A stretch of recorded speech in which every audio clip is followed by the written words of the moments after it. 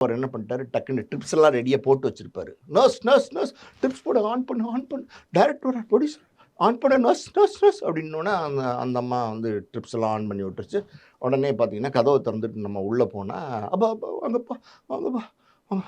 பயங்கரமான குளிர்ச்சலம்ப்பா பேசவே முடியலப்பா அப்பா நர்ஸ் ஒரு ரக் இருக்குமா அப்படின்னு கேட்குறாரு.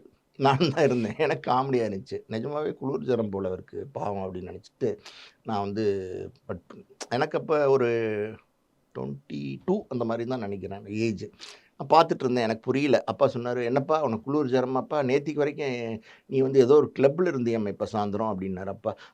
ஆமா ஆமாப்பா நான் கிளப்ல ஐஸ்கிரீம் குடுத்தாங்கப்பா. அது சாப்பிட்டேன்னா நைட்டு ஸ்ட்ராபெர்ரி ஐஸ்கிரீம்ப்பா. டக்குன்னு புடிச்சு தொண்டையெல்லாம் இதாகி நைட்டே ஃபோன் பண்ணி அட்மிட் ஆகிட்டேன்ப்பா. என்னப்பா அப்படின்றாரு. ஓ அப்படியா? டிப்ஸ்ல என்ன போகுது? விட்டமின் போதா அப்படின்னு கேட்டார் அப்பா. இல்லைப்பா ஃபீவருக்கான டேப்லெட்டுப்பா அப்படி. சரி சரி. குளிர் ஜுரம் அப்படின்னாரு. ஆமாம். நல்லா ஏசி போட்டிருக்க அப்படின்னு கேட்டார் அப்பா உடனே. இல்லைப்பா ஏசி போடலைன்னா இன்னும் குளிருதுப்பா அப்படின்னாரு. சரிப்பா பரவாயில்ல அட்வான்ஸ் வாங்கியிருக்க, படத்தில் நடிக்கிறேன்னு சொல்லியிருக்க, ஒரு ஞாபகத்து இருக்குது ஞாபகம் இருக்குது, 5,00,000 பணம் வாங்கியிருக்கேன், இன்றைக்கி ஷூட்டிங்கு தெரியுமாப்பா அப்படின்னு.